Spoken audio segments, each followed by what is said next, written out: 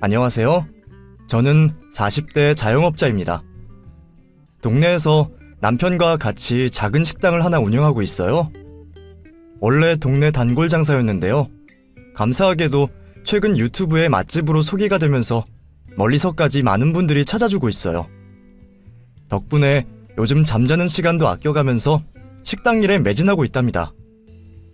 가끔 체력적으로 힘에 부칠 때도 있지만 그래도 남편과 함께 으쌰으쌰 하면서 잘 해내고 있어요. 사실 식당을 시작한 건 순전히 제 욕심이었는데요. 남편이 묵묵하게 잘 따라와줘서 얼마나 고마운지 몰라요. 설거지나 진상 손님 상대 같은 굳은 일은 다 본인이 도맡아 하고요. 집에서도 저는 힘들 테니 쉬라며 손가락 하나도 까딱하지 못하게 한답니다. 친구들은 이런 제가 부럽다고 난리예요. 사실 저희 나이쯤 되면 남편과 남보다도 못한 사이가 되는 경우도 많으니까요. 애 때문에 어쩔 수 없이 사는 사람들도 많고 결국 못 참고 갈라서는 부부들도 생기죠. 제 친구 한 명도 얼마 전에 결국 이혼 서류에 도장 찍고 홀로 서기를 시작했네요. 그 친구 일을 곁에서 지켜보면서 참 남일 같지가 않았어요. 사실 저도 결혼에 한번 실패한 아픔이 있거든요.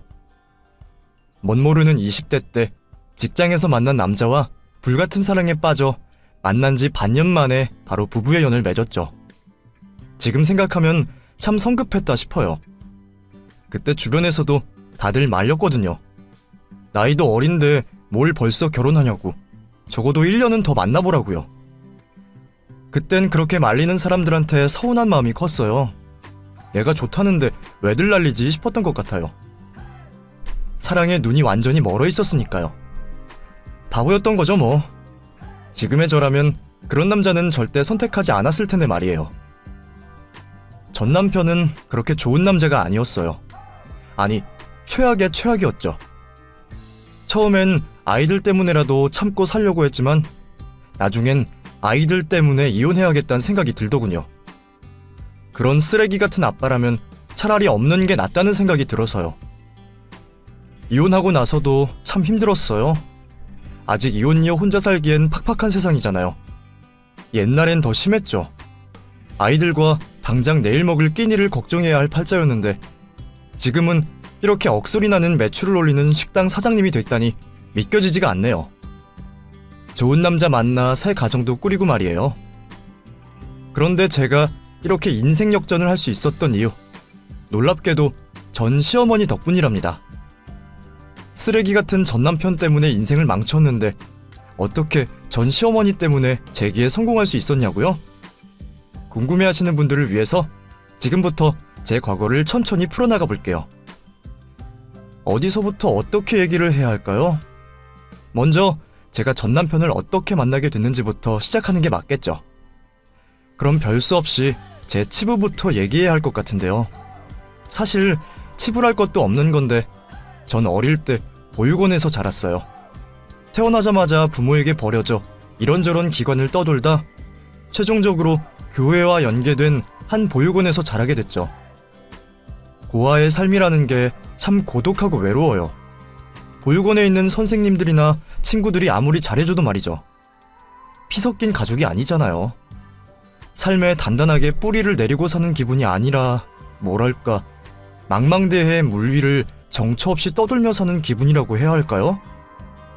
그래서 전 누구보다 빨리 결혼이란 걸 하고 싶었어요. 좋은 남편을 만나 아이도 낳아서 제 가정을 꾸리는 게 소원이었죠. 그러기 위해선 일단 저부터 제대로 된 사람이 되어야 하잖아요. 그래서 성인이 돼 보육원을 졸업하자마자 바로 취직부터 했죠. 다행히 정부 연계사업 덕분에 꽤 내실탄탄한 중견기업에 들어갈 수 있었는데요. 단순한 격리일이었는데 다행히 일하는 분들이 좋아서 적응에 큰 어려움은 없었어요. 저를 힘들게 했던 문제는 따로 있었는데요. 바로 생애 처음으로 혼자 자취를 해야 한다는 거였어요. 지금이야 보육원에서도 고아들을 위해 따로 자립교육을 시켜주는 모양이지만 저 때만 해도 그런 게 잘 되어 있지 않았거든요. 월세는 어떻게 내야 하는 건지, 쌀은 얼마나 사야 하는 건지, 저금은 어떻게 하는 건지, 마치 갓 태어난 아이처럼 세상을 살아가는 상식적인 일들을 하나도 몰랐죠. 다른 평범한 아이들이야 어릴 때 부모에게 배웠겠지만 전 그런 기회조차 박탈된 신세였으니까요. 그럼 주변에 물어보면서 하나씩 배우기라도 했으면 좋았을 텐데 어린 마음에 또 그게 창피하고 싫더라고요. 고아라는 걸 밝히고 도움을 구하는 게 죽기보다 싫었죠. 그래서 혼자 대충 주먹구구식으로 살다 보니 여기저기서 크고 작은 문제가 생기기 시작했어요. 어느 날 돌연 수도가 끊긴 것도 그중 하나였죠. 평소처럼 출근 전에 씻으려고 화장실에 들어갔는데 글쎄 물이 안 나오는 거예요. 바보 같지만 그땐 일단 기다리면 다시 나오겠지 생각했어요. 그래서 일단 대충 생수로 세수만 하고 출근했죠. 그런데 다음 날도 또 그 다음 날도 물이 나오지 않는 거예요. 혼란에 빠진 저는 고민하다 용기를 내서 집주인에게 연락했죠. 물이 안 나온다고요. 그때 집주인이 그렇게 좋은 사람은 아니었거든요. 중년의 아저씨였는데 지독한 구두쇠였죠. 역시나 대뜸 화부터 내더라고요. 뭐요? 물이 안 나온다고요? 참나. 그럼 사람을 불러요. 수리비는 못 내주니까 그런 줄 알고요. 제가 뭐라고 대답하기도 전에 집주인은 덜컥 전화를 끊어버렸어요. 도대체 어떤 사람을 부르라는 건지 참 난감하더라고요. 돈을 내주는 건 바라지도 않았지만 친절하게 알려주기라도 하지. 그때가 회사에서 일하다 잠깐 복도로 나와 있을 때였는데요. 울면 안 되는데 서러운 마음이 복받쳐 그런지 자꾸만 눈물이 나오더라고요. 결국 복도 한켠에 홀로 쭈그리고 앉아 훌쩍이고 있었죠. 그런데 그때였어요. 갑자기 누군가 뒤에서 저를 부르더군요. 현정씨, 거기서 뭐해요? 오며 가며 얼굴을 익힌 영업팀 대리님이었어요. 당황한 저는 아무것도 아니라며 황급히 몸을 일으켰지만 이미 대리님은 제가 우는 걸 다 보고 난 후였죠. 왜 울어요? 무슨 일 있어요? 아무것도 아니에요. 아무것도 아닌 게 아닌데. 뭔데? 말해봐요. 부장님한테 혼났어요? 그게 아니라... 망설이다 방금 있었던 일을 대리님에게 설명했어요. 그러자 대리님은 뜻밖의 반응을 보이더군요. 현정씨, 지금 월세 살죠? 원래 수도 고장나면 집주인이 고쳐줘야 하는 게 맞아요. 내가 대신 전화해줄 테니까 핸드폰 줘봐요. 그치만... 괜찮아요. 내가 잘 얘기할게요. 이럴 땐 여자보다 남자가 말하는 게 더 나아요. 쭈뼛대다 대리님에게 핸드폰을 내밀었어요. 하지만 집주인은 일부러 피하는 건지 어쩐 건지 전화를 받지 않더군요. 수도 끊긴 지 3일이 넘었다고 했죠? 불편해서라도 빨리 고쳐야 할 텐데. 그냥 일단 사람부터 불러요. 뭐 배관 같은 게 막힌 거예요? 아니요, 그건 아니고 그냥 물이 안 나와요. 화장실이? 아니요, 화장실도 그렇고 부엌도 그렇고 전부 다요. 그래요? 희한하네. 단순해되는 얘기는 없었죠? 수도 요금 밀린 것도 없고. 대리님의 말에 전 그대로 머리를 한 대 얻어맞은 기분이었어요. 물을 돈 내고 써야 한다는 걸 전혀 몰랐거든요. 어떻게 그렇게 바보 같을 수 있냐고 욕하는 분도 계시겠지만 보육원에서 살아온 분들은 이해하실 거예요. 보육원에선 제가 수도세며 전기세를 낼 일이 뭐가 있었겠어요? 수도 요금을 내야 해요? 그거 어떻게 내는 건데요?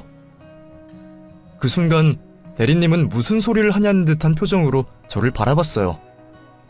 지레 창피해진 저는 아무 말도 못하고 고개만 숙였죠. 그렇게 얼마나 있었을까요?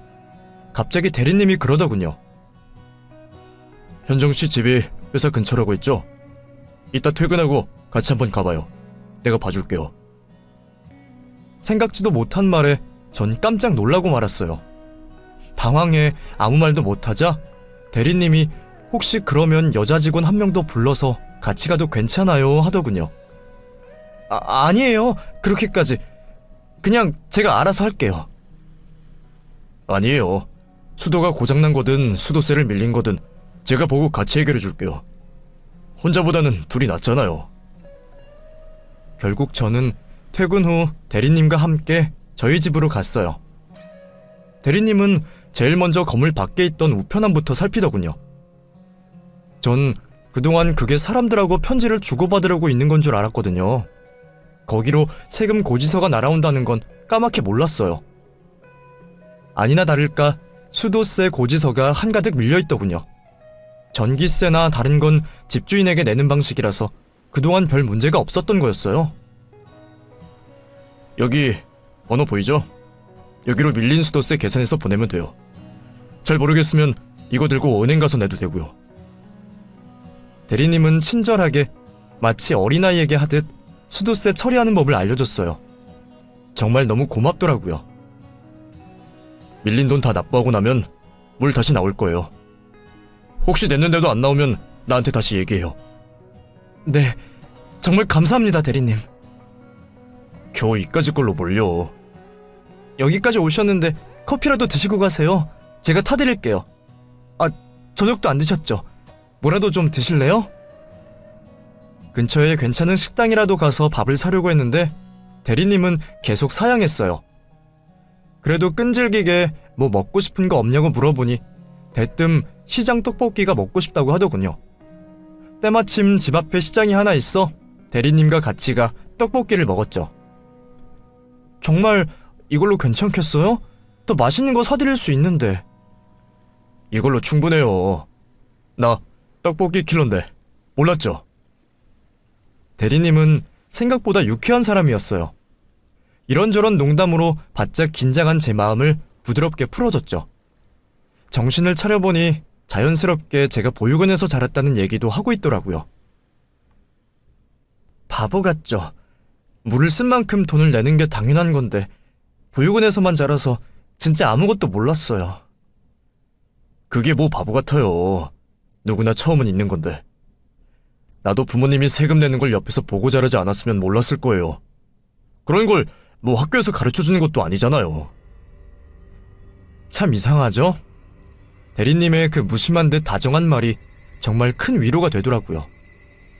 결국 전 다시 울음을 터뜨리고 말았고요. 대리님은 어쩔 줄 몰라 하며 그런 저를 달래줬죠. 그날 이후 전 모르는 게 생길 때마다 대리님에게 물어봤어요. 집 계약 연장은 어떻게 하는 건지, 쌀은 어떻게 보관해야 벌레가 생기지 않는 건지 등등 갓 태어나 엄마 뒤만 쫓아오는 새끼오리처럼 그렇게 대리님에게 세상 살아가는 법을 조금씩 익혀나갔죠. 저희가 언제부터 연인 사이로 발전한 건지는 잘 모르겠어요. 정신을 차려보니 대리님과 자연스럽게 스킨십을 하고 있었고요. 서로 사랑한다, 결혼하자 속삭이고 있었죠. 남자친구는 저보다 8살 연상이었는데요. 어릴 때 아버지를 사고로 잃고 홀어머니 밑에서 자라 그런지 저만큼이나 빨리 가정을 꾸리고 싶어 했어요. 결국 저희는 만난 지 반년 만에 정식으로 식을 올리고 부부 사이가 됐죠. 사실 결혼을 결심하면서 가장 걱정했던 건 예비 시어머니의 반응이었어요. 고아에 가진 것도 없는 며느리를 환영할 사람이 어디 있겠어요? 그런데 이게 웬걸 인사를 드리러 간 첫날에 시어머니는 저를 그 누구보다 따뜻하게 맞이해 주셨어요. 알고 보니 시어머니 역시 저와 마찬가지로 어릴 때 보육원에서 컸다고 하더군요. 내가 처음 상철이한테 네 얘기를 듣고 너무 마음이 아팠단다. 그동안 네가 받았을 모진 상처와 서름 내가 왜 모르겠니? 나도 다 겪었던 일인데. 어머님, 그동안 많이 외로웠지? 네 맘 다 안다. 다정하게 토닥이는 시어머니 앞에서 주책맞게 어찌나 눈물이 나던지요. 결혼식 당일에도 시어머니는 너무나 감동적인 말로 저를 울고 웃게 했어요. 결혼이란 게 참 신기하단다. 우리 같은 혈혈단신이었던 사람들한테 가족이라는 걸 생기게 해주니 말이야. 이제 상철이가 네 남편이 됐으니 나는 네 시어머니이자 친정엄마라고 생각하렴. 상희는 시누이이자 네 동생이라고 생각하고 우리가 시댁이자 친정 식구가 돼서 너 더는 외롭지 않게 해주마. 단순히 입에 발린 말이 아니었어요. 결혼 후 시어머니는 제게 친정엄마보다도 더 잘해주셨습니다.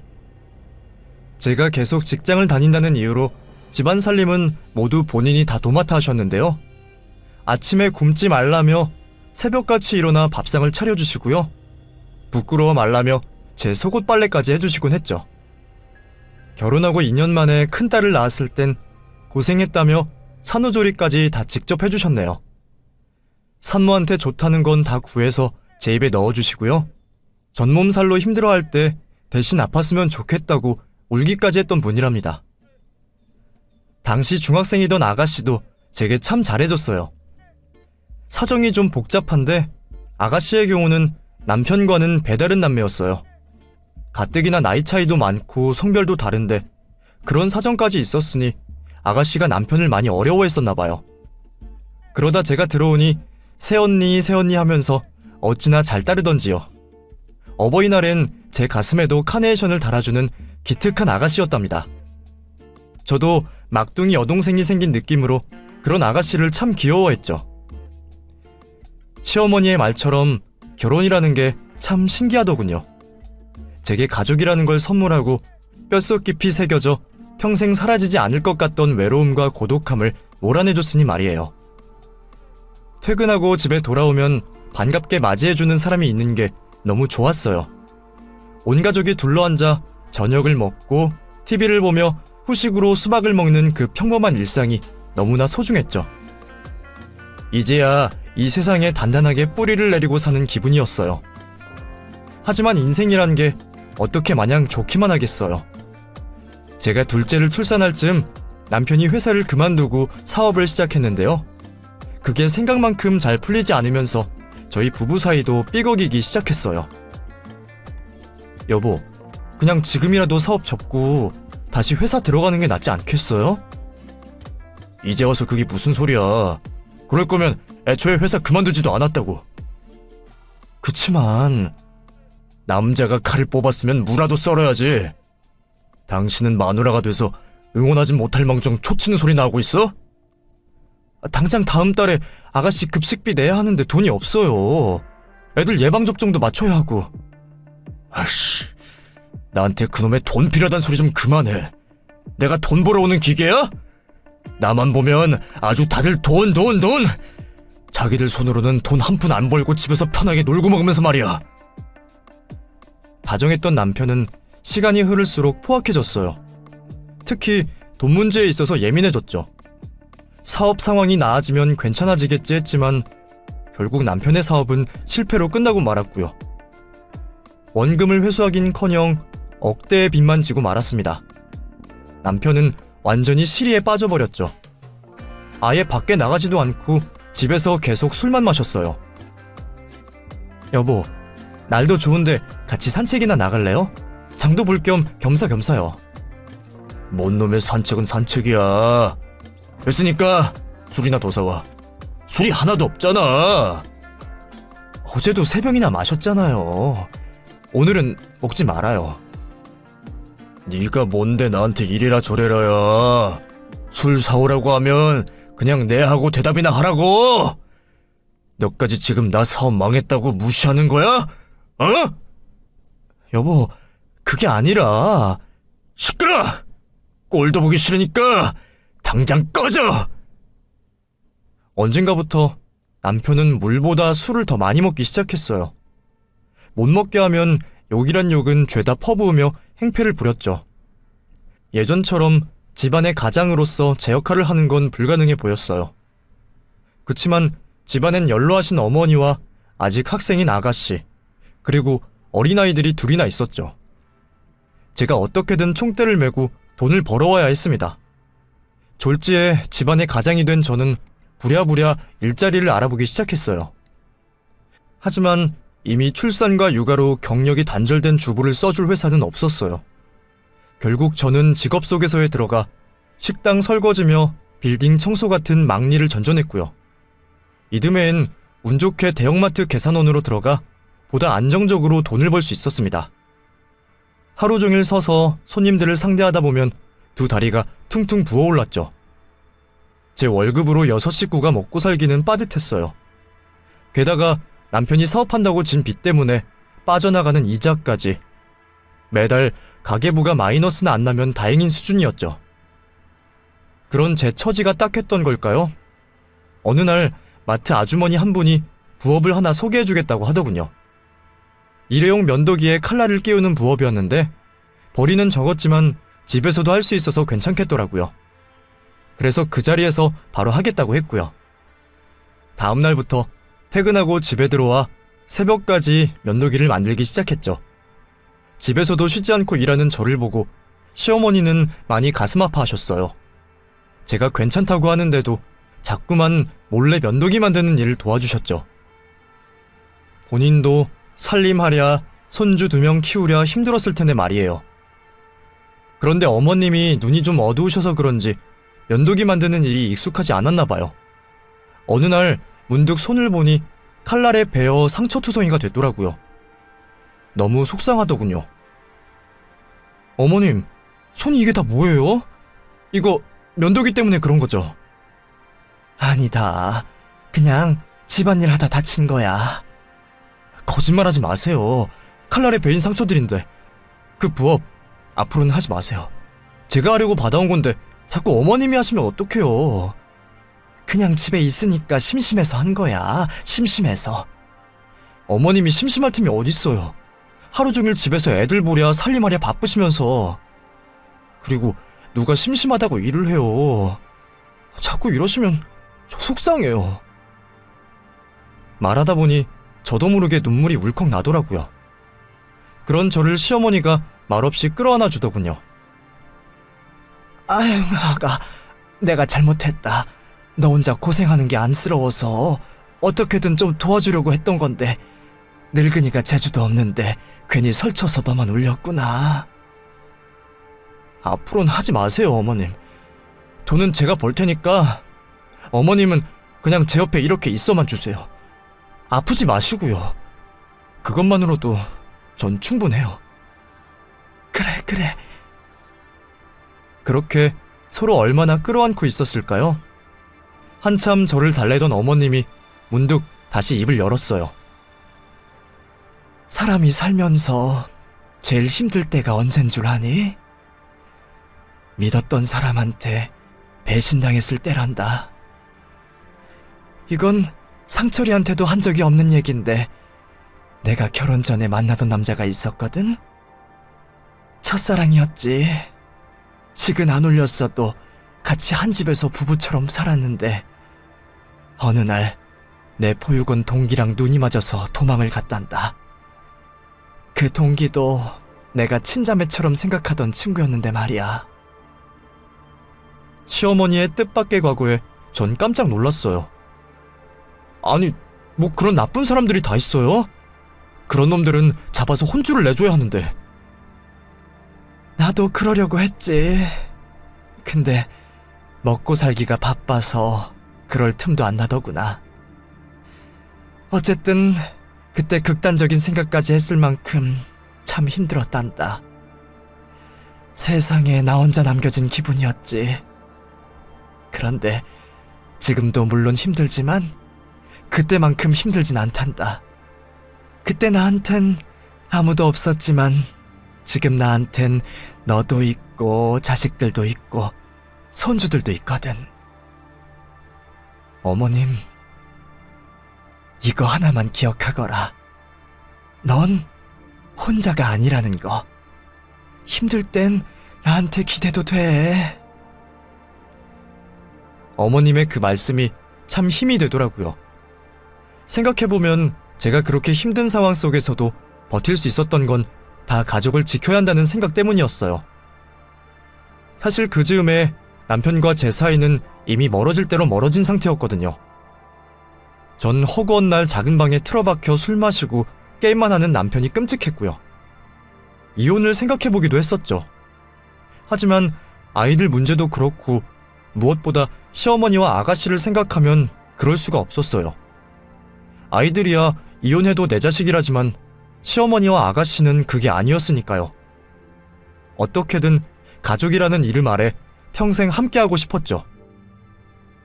그러나 그런 제 바람은 결국 선을 넘은 남편 덕분에 산산이 부서지고 말았습니다. 평소처럼 마트 일을 끝내고 퇴근하던 길이었어요. 도로변에 통닭 아저씨가 나와 있더군요. 어머님이 튀긴 음식을 별로 안 좋아하셔서 치킨도 잘 안 드시는데 그 구운 통닭은 참 좋아하셨거든요. 애들도 잘 먹었고 말이죠. 때마침 부업으로 번 돈도 들어왔겠다. 좀 사갈까 싶더라고요. 그래서 얼른 달려가 한 마리 달라고 했는데 글쎄 지금 막 다 팔렸다는 거예요. 한 마리도 없어요? 이거 우리 어머님이 진짜 좋아하는 건데. 아이고, 좀 더 일찍 오지 그랬어요. 제가 너무 아쉬워했던 걸까요? 아저씨가 맞은편 먹자골목에 있는 술집 하나를 추천해 주더라고요. 거기도 이렇게 장작불에 구운 닭을 팔거든요. 2,000원 더 비싸긴 한데 맛은 거의 비슷하니까 정 먹고 싶으면 거기서 사요. 다음엔 더 일찍 오고요. 알았죠? 감사 인사를 한 뒤 아저씨가 알려준 술집으로 향했어요.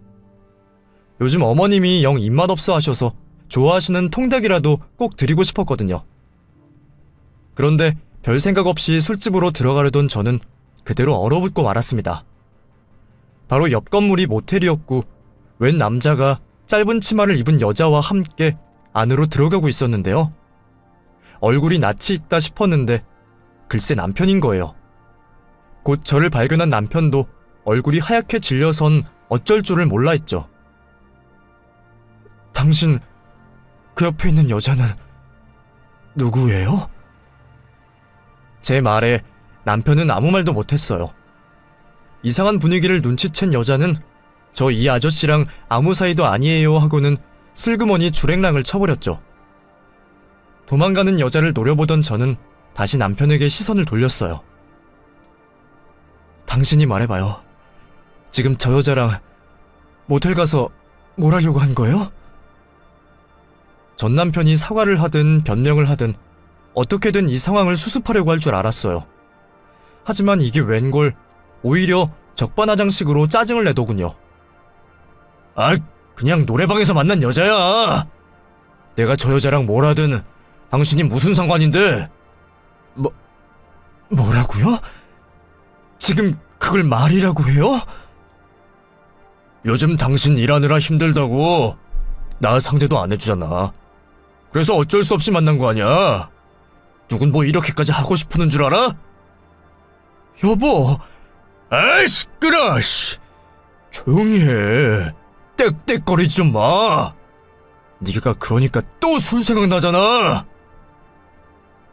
황당하게도 남편은 길가에선 저를 버려두고 혼자 떠나버렸어요. 아마 또 어딘가에서 술이나 퍼마시려고 했던 거겠죠. 제게서 멀어지는 남편의 뒷모습을 보는데 그나마 한 줌 남아있던 정마저 미련 없이 사라지더군요. 내가 도대체 저런 남자를 먹여 살리겠다고 왜 이리 뛰고 저리 뛰고 있는 건지 스스로가 너무 초라하고 한심하더라고요. 그날 밤 저는 시어머니에게 바로 남편이 바람핀 사실을 알리고 이혼하겠다고 말했어요. 시어머니는 본인이 아들을 잘못 키웠다며 머리까지 숙이고 사과하시더군요. 어머님이 왜 사과하세요? 오히려 저야말로 죄송해요. 끝까지 모시고 싶었는데. 네가 죄송할 게 뭐가 있어. 아가, 너 결혼할 때 내가 그랬지? 친정엄마처럼 생각하라고. 내 딸이 상철이 같은 놈이랑 계속 같이 산다고 했으면 어떻게든 뜯어말렸을 거다. 잘 생각했다. 너라면 이혼하고 더 잘 살 수 있을 거야. 상철이도 너 없으면 정신 좀 차릴 거고. 시어머니는 울면서도 잘 생각했다며 등을 두드려줬어요. 얼마나 감사했는지 몰라요. 다음날 술에 잔뜩 취해 돌아온 남편에게 이혼장을 내밀자 맘대로 하라며 짜증만 내더군요. 같이 산 10년의 세월이 무색하게도 이혼은 참 허무하리만치 쉽더라고요. 그 뒤로 전 아이들과 함께 새 삶을 시작했어요. 급한 대로 일하던 마트 근처에 월세방을 얻어 거기서 아이들과 함께 지냈죠. 그나마 시어머니와 시누이는 남편 쪽 친척분들이 돌봐주시기로 해 마음이 놓였는데요. 문제는 저였어요. 남편이 제 명의로도 대출 받아놓은 게 있어서 빚이 잔뜩이었거든요. 원금을 갚으려면 지금 벌이로는 택도 없더라고요. 고민하던 저는 과감한 도전을 했어요. 바로 마트를 그만두고 김밥 장사를 시작한 거였죠. 제가 다른 건 몰라도 김밥 하나만큼은 기가 막히게 잘 말았거든요. 당장 손바닥만한 가게 하나 마련할 돈이 없어 출퇴근길에 지하철역 앞에 나가 김밥을 팔았는데요. 처음엔 파리만 날리더니 차츰차츰 입소문이 났는지 언젠가부터 사람들이 줄을 서서 사먹기 시작했어요. 100개를 말든 200개를 말든 금세 다 팔려나갔죠. 덕분에 마트에서 일할 때보다 벌이가 꽤 쏠쏠해졌고요. 드디어 대출 원금도 조금씩 갚아나갈 수 있게 됐습니다. 그러던 어느 날이었어요. 평소처럼 새벽같이 일어나 김밥 재료를 준비하는데 갑자기 모르는 번호로 연락이 오더군요. 별 생각 없이 받았는데 신우이였어요.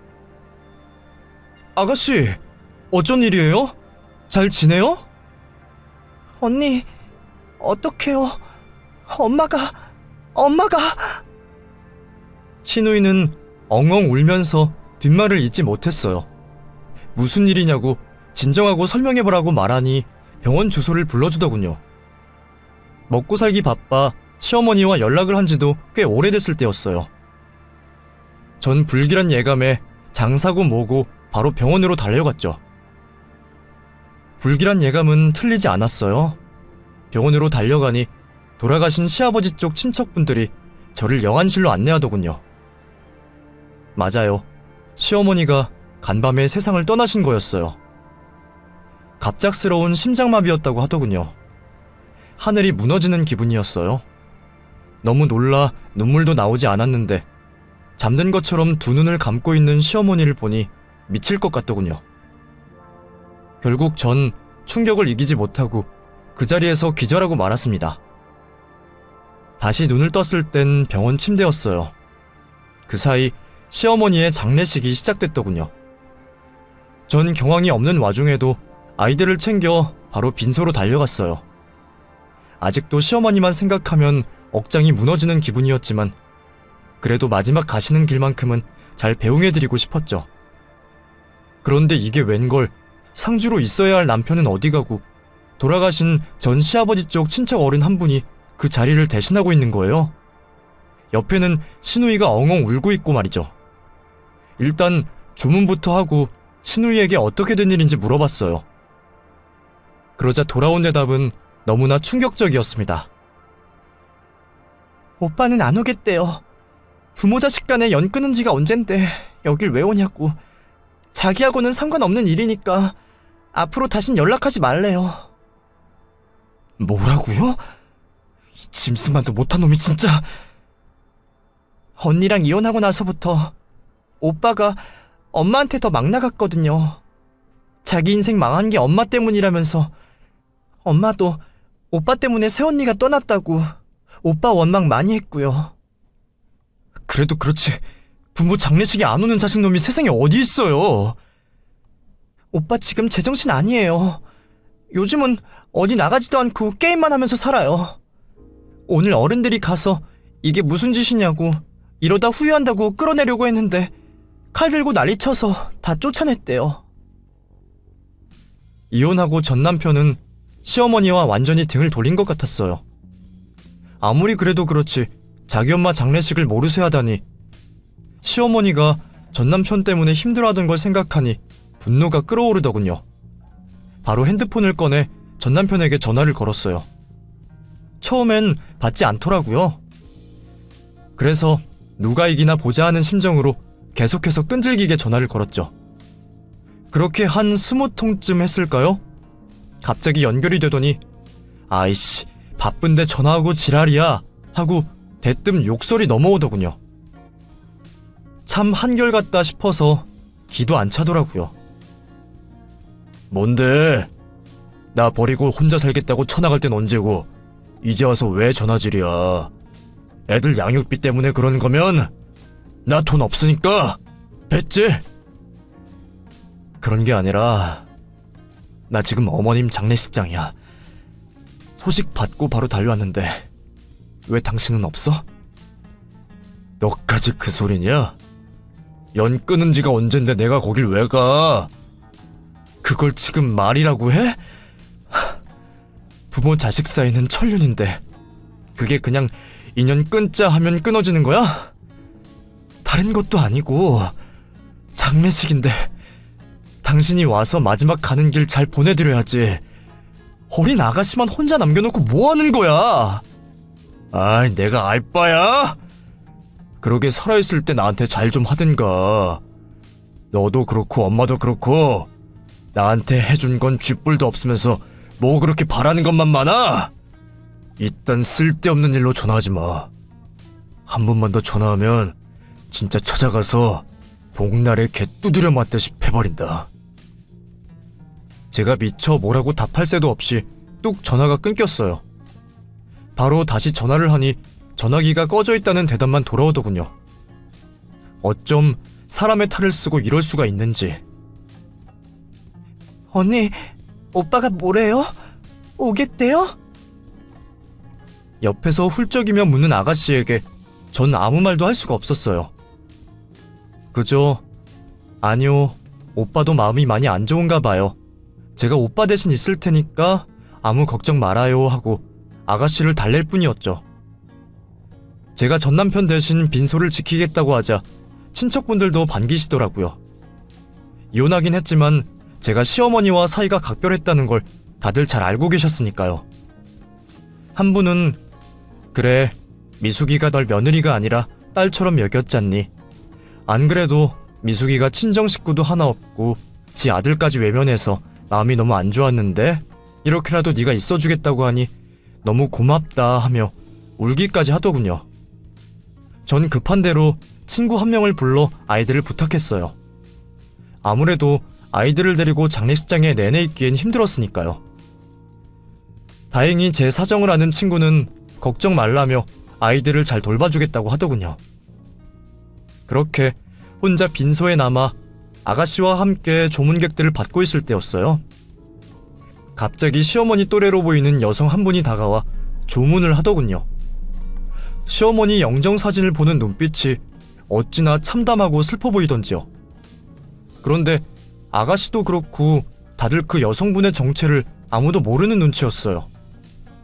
그래서 제가 실례를 무릅쓰고 그분에게 저희 어머님하고는 어떤 인연이 있으신 건가요? 하고 먼저 물어봤죠. 그러자 돌아온 대답은 너무나 충격적이었습니다. 실은 제가 미숙이랑 보육원 동기예요. 옛날에 친자매처럼 지내던. 맞아요. 언젠가 어머님이 말씀하셨던 어머님을 배신하고 도망갔던 그 친구였던 거예요. 올해 초에 용기를 내서 미숙이한테 연락을 했거든요. 잘못했다고, 나를 용서해달라고. 보자마자 욕부터 날아올 줄 알았는데 꽉 끌어안아 주더라고요. 그동안 얼마나 맘고생이 심했냐면서. 이렇게 빠르게 갈 줄 알았으면 더 일찍 용기를 내는 건데. 사연을 털어놓은 시어머니 친구분은 거의 오열하다시피 흐느끼기 시작했어요. 저도 그런 친구분을 끌어안고 같이 울었죠. 괜찮아요. 그래도 어머님 돌아가시기 전에 와주셨잖아요. 어머님도 정말 기뻤을 거예요. 소중했던 친구 한 명을 남자 때문에 잃었다면서 많이 안타까워하셨거든요. 그래요? 미숙이가 그쪽한테도 내 얘기를 했어요? 아들한테도 안 했다던데. 며느리를 정말 많이 아꼈나 보네. 하긴 오늘 같은 날 와보지도 않는 놈인데 아들이라고 할 수도 없지. 친구분은 그동안 시어머니하고 연락하면서 집안 사정을 대충 알고 계신 것 같더라고요. 부끄러운 마음에 어색하게 미소만 흘렸죠. 그렇게 그분은 새벽까지 자리를 지키다 돌아가셨고요. 저는 발인까지 함께하며 시어머니를 잘 보내드렸답니다. 그렇게 시어머니와 이별한 후 한동안 참 힘들었어요. 거의 사흘을 일도 못 나가고 집에서 끙끙대며 앓았고요. 그 이후로도 멍하게 넋을 놓고 있을 때가 많았죠. 바보같이 자꾸만 마음이 약해지더라고요. 그렇게 한 달쯤 지났을까요? 갑자기 모르는 번호로 전화가 왔어요. 누군가 했더니 시어머니 친구분이었죠. 할 얘기가 있다고 만나고 싶다고 하더군요. 저도 한 번 더 감사 인사를 드릴 생각이었기 때문에 좋다고 했죠. 그땐 정말 몰랐어요. 시어머니 친구분을 만난 그날 제 인생 역전이 시작될 거라곤 말이죠. 친구분은 만나자마자 대뜸 제게 빚이 얼마나 있냐고 물었어요. 아무래도 시어머니한테 어느 정도 얘기를 들은 것 같았어요. 난 미숙이한테 갚아야 할 빚이 있다고 생각해요. 미숙이는 내 사과를 받아줬지만 그렇다고 지난날의 내 잘못이 없어지는 건 아니잖아요. 부끄럽게도 내가 가진 건 돈밖에 없어서 원한다면 내가 그 빚을 좀 갚아주고 싶어요. 네? 그게 무슨 말씀이세요? 왜 선생님이... 괜찮아요. 그러지 마세요. 미숙이가 며느리 얘기를 많이 했어요. 괜히 못난 집안에 시집와 고생만 잔뜩 하다 떠났다고. 자기 아들 때문에 잃어버린 청춘이며 떠안게 된 빚이며 어떻게 갚으면 좋을지 모르겠다고. 내가 청춘을 돌려줄 순 없지만 빚을 갚아줄 순 있잖아요. 이래봬도 내가 왕년에 부동산 투자를 좀 잘해서 죽을 때 싸갖고 갈 정도로 돈이 많아요. 전 거듭 사양했어요. 제가 그 돈을 받을 자격이 없다고 생각했죠. 그런데 시어머니 친구분의 마지막 말이 제 마음을 움직였습니다. 미숙이가 그러더라고요. 그쪽이 자기한텐 며느리가 아니라 또 한 명의 딸이라고. 새끼 중에 제일 아픈 손가락이라고. 미숙이가 정말 많이 아꼈던 거 알죠? 그러니 제발 미숙이가 주는 선물이다 생각하고 받아줘요. 그 뒤로도 시어머니의 친구분은 계속해서 저를 설득하셨고요. 저는 결국 마음이 움직여 염치 없게도 그분의 도움을 받아들였답니다. 제 앞으로 된 빚을 모두 갚아주신 건 물론이고요. 자기 명의로 된 아파트에 저와 2딸 그리고 시누이의 거처까지 마련해줬죠. 정말 얼마나 감사했는지 몰라요. 그런데 이게 친척들 사이에서 소문이 나면서 전 남편도 알게 됐나봐요.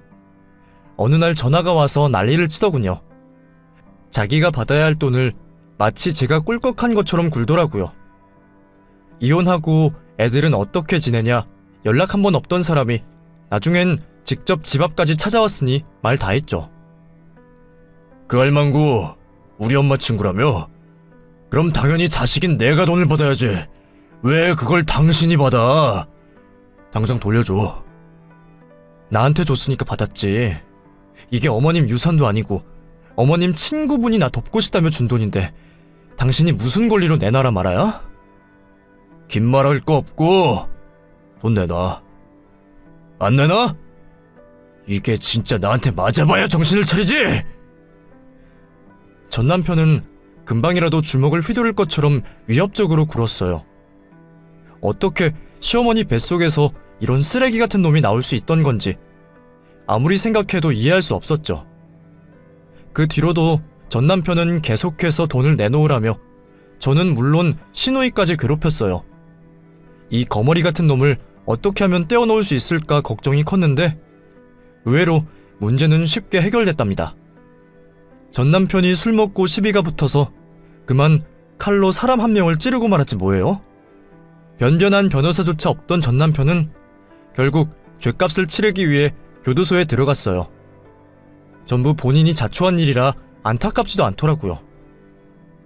친척분의 말로는 그 안에서도 하도 말썽을 일으켜 교도관들이 요주의 인물로 지켜보고 있다고 하더군요. 가석방 같은 건 꿈도 꿀 수 없겠죠? 그래도 한때 살붙이고 살았던 사람이라 그런지 어느 정도 씁쓸한 마음이 드는 것도 사실이에요. 돌아가신 시어머니가 얼마나 마음이 안 좋으실까 걱정이 되기도 하고요. 하지만 이미 남보다도 못한 사이가 됐잖아요. 또 아이들에게 나쁜 영향을 줄 것 같기도 해서 평생 안 보고 살려고 해요. 그게 지금 남편에 대한 예의이기도 하고요. 전 남편의 인생이 나락으로 떨어진 반면 저는 행복하게 잘 살고 있어요. 시어머니 친구분의 도움으로 빚도 다 갚았고요. 김밥을 팔아모은 돈으로 차린 식당도 잘 운영하고 있답니다. 아이들도 어느 한 군데 아픈 곳 없이 건강하게 자라주고 있어요. 이혼하고 얼마 안 됐을 땐 아빠를 그리워하기도 했지만 지금 남편이 그 빈자리를 잘 메꿔줘서일까요? 이젠 새아빠를 친아빠처럼 생각하며 잘 따르더라고요. 특히 아들 녀석은 제가 질투가 날 정도로 남편과 베스트 프렌드처럼 지내고 있어요. 저한테는 말하지 못하는 고민도 남편에겐 다 털어놓는 것 같더라고요. 그리고 시어머니 친구분과도 계속 왕래하며 지내고 있어요. 저희에겐 은인이나 다름없는 분이니까요. 그분도 보육원 출신이라 그런지 따로 왕래할 가족들이 많진 않더라고요. 남편분은 몇 년 전 먼저 세상을 떠났고요. 자식들도 다 커서 해외에 살고 있다고 하시더군요. 그래서인지 저희 애들을 친손주처럼 참 예뻐해 주세요. 저도 돌아가신 시어머니 대신이라고 생각하며 잘 모시고 있답니다. 시어머니도 하늘에서 저희를 흐뭇한 미소로 지켜보고 계시겠죠? 제겐 친정엄마나 다름없던 시어머니가 오늘따라 유독 보고 싶네요. 조만간 좋아하시던 통닭 한 마리 들고 찾아뵈야겠어요. 긴 얘기 들어주셔서 감사합니다. 모두 행복하세요.